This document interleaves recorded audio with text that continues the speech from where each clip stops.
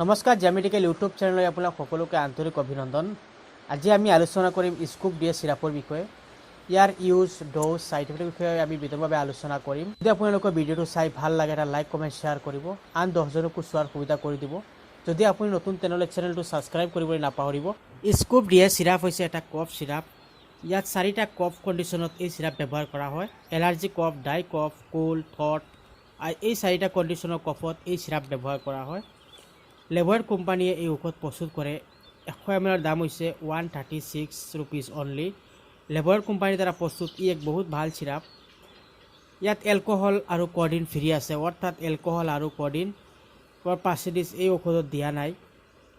যিসকলে গোটেই ৰাতি শুব পৰা নাই বা দিনত শুব পৰা নাই, অকল কাহি থাকে, কাহটো নোলায়, তাৰমানে এলাৰ্জি কফ বা ডাই কফ তেওঁলোকৰ হৈছে, সেইসকল পেচেণ্টে এই চিৰাপ খাব পাৰে।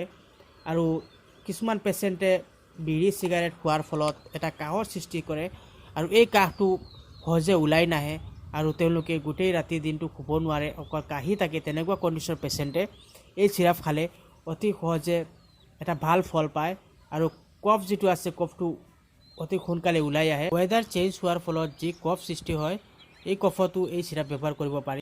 স্কুপ চিৰাপ খোৱাৰ নিয়ম: 6 বছৰৰ ওপৰৰ পেচেণ্টে 5 ml কৰি 4বাৰ খাব পাৰে আৰু যিসকল সৰু বাচ্চা 2.5 ml কৰি 2 বছৰৰ পৰা 6 বছৰ পেচেণ্টক 4বাৰ খুৱাব পাৰে সৰু বাচ্চাৰ ক্ষেত্ৰত।